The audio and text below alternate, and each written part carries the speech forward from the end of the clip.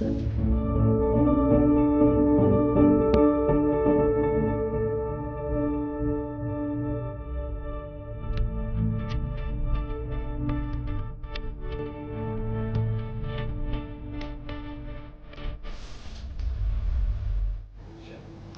terima kasih pemirsa setia dari JTV, tentunya masih bersama dengan kami di segmen terakhir ini. Kita akan membahas lebih dalam, yang mana tentunya masih dalam rangkaian Hari Santri, tetap bersama Gus Ali, yang telah hadir bersama dengan kami. Matur nuwun Gus, masih tetap setia bersama dengan saya di sini untuk bisa bercerita bagaimana perjuangan untuk bisa mendirikan pondok pesantren dari Raudatus Syabab itu sendiri. Kalau misalkan kita membahas tentang identitas dari pesantren Gus ya, bagaimana sih Gus awal mula atau cikal bakal nama dari pondok pesantren Raudatus Syabab ini sendiri bisa muncul? Boleh diceritakan secara singkat? Apa namanya, kalau sejak Kiai Ahmad Syukri 1912 memang nama desa Sumber Beringin. Terus sebagai identitas desa ya tentunya. Jadi dulu namanya Pondok Pesantren Sumber Beringin begitu saja. Baik. Setelah itu pengasuh ketiga Kiai Khotib Umar itu tahun 86, 1986. Itu karena apa namanya, basic ilmu itu luar biasa di sana, maka dikasih nama Raudatul Ulum. Makanya itu dikatakan kebunnya ilmu ya, ilmu.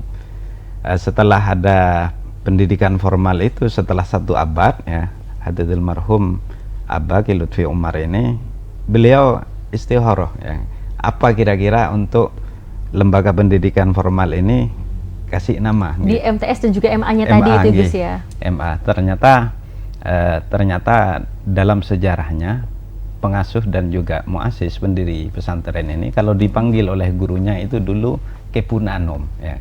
Kebun Anom itu dalam bahasa Arabnya Raudatus Syabab ya. Makanya kebunnya pemuda-pemuda yang belajar ilmu di situ, sehingga yayasan, terus MTS, MA, bahkan yang sekarang ini MI juga ya, SMK itu juga Raudatus Syabab. Baik, jadi seperti itu ya. Jadi memang dari awal namanya mulai dari Pondok Pesantren Sumber Beringin, kemudian setelah 1 abad berubah menjadi Raudatul Ulum, kemudian ada pendidikan formal supaya terpisah. Santri yang apa namanya mengenyam pendidikan formal dan juga yang santri mondok saja ya, itu maka ada 2 pilihan di situ. Monggo silahkan. Kalau mondok saja berarti di Raudatul Ulum. Ya, jadi memang ini agar memudahkan juga para santri dan juga para orang tua untuk bisa membedakan seperti itu. Jadi ini merupakan hal yang begitu luar biasa sekali, menjadi pembeda juga agar mempermudah untuk dikenal di masyarakat. Supaya tidak lupa juga historinya. Betul seperti itu. Baik, jadi memang di tahun sekarang lebih memudahkan, betul ya Gus ya? Baik Gus, kalau memang tadi fokusnya adalah memperdalam ilmu agama, bagaimana untuk bisa menyiapkan santri agar bisa mempersiapkan hal-hal lain selain menyiapkan ilmu agama saja? Alhamdulillah, pengasuh keempat itu Haditul Marhum Kiai Misbah Umar, memang ide-ide beliau ini luar biasa dulu. Ketika masa pandemi, itu ternyata santri kan tidak boleh, kalau yang sudah pulang tidak boleh balik. Ini yang jelas kan ganggu kepada proses belajar mengajar ya. Bagaimana kata beliau supaya nanti santri kalau misalkan di rumah tetap bisa ngaji ya, dengan adanya model apa namanya daring itu, dan akhirnya melalui pendidikan formal itu yang MTS SMA dilaksanakan. Beliau pengennya ilmunya supaya ada di sini, santri diajari juga, sehingga ketika 2020 masa pandemi ya, 2019-2020 itu beliau di sini supaya ada lembaga yang bisa ngajari itu ya.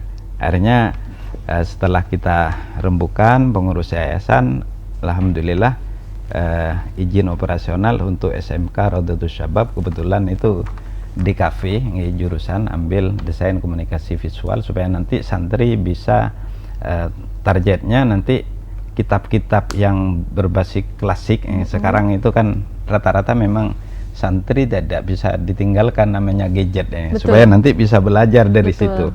Makanya supaya tidak menjadi konsumennya saja tapi bisa menciptakan, berkreasi, berinovasi, maka melalui program DKV itu ya, DKV kita pingin nanti ke ustadznya sudah saya sampaikan kitab berbasis digital sehingga nanti bisa diunduh di Play Store ya, Play Store.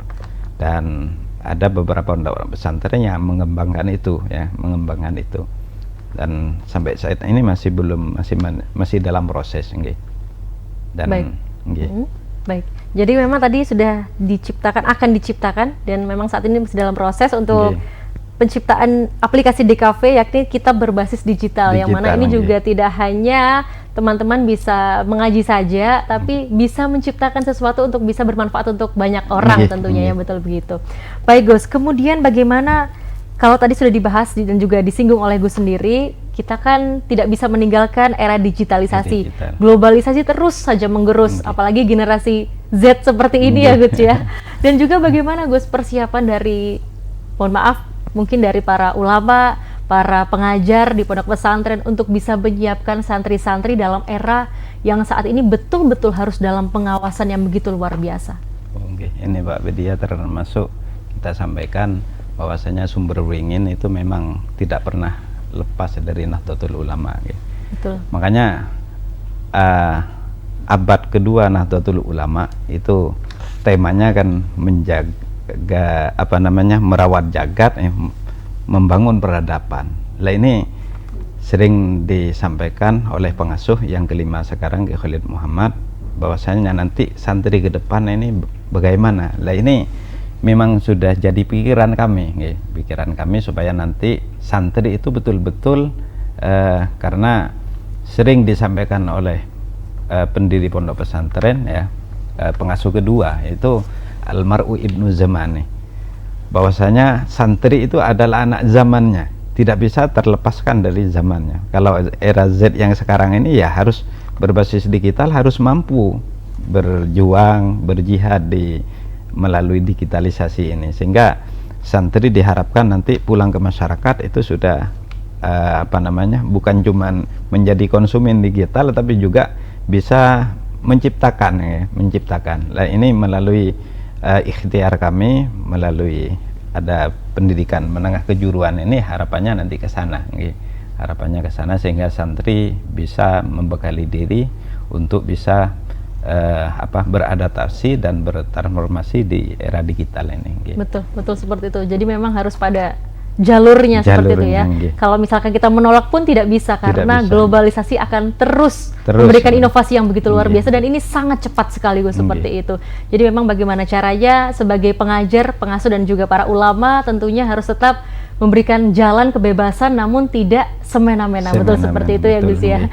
Baik Gus, sekali lagi kami mengaturkan terima kasih banyak. Kami pribadi juga mengucapkan selamat Hari Santri. Sampaikan salam hormat kami untuk seluruh santri yang ada di pondok pesantren. Senantiasa teman-teman semua terus bisa berkarya dan juga memberikan kebebasan untuk bisa terus berkarya, dan juga teman-teman bisa menghasilkan sesuatu yang lebih bermanfaat untuk negara kita semuanya. Amin amin ya rabbal alamin. Dan kami seperti juga Yayasan Rawdatus Syabab menyampaikan banyak terima kasih kepada JTV, mudah-mudahan tambah sukses dan bisa tambah jaya nanti ke depan, bisa berinovasi, terutama bisa memberikan yang terbaik untuk masyarakat. Amin ya rabbal alamin. Dan tentunya semoga kita bisa terus bersinergi bersama, tumbuh bersama.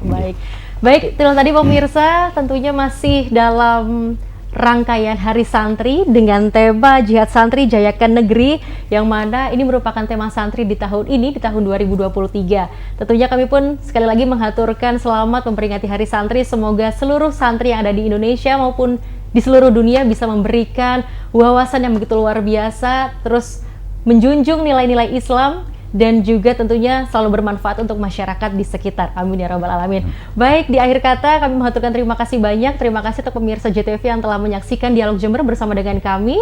Saya Vidya Andina. Wassalamualaikum warahmatullahi wabarakatuh. Waalaikumsalam warahmatullahi wabarakatuh. Matur nuwun sangat.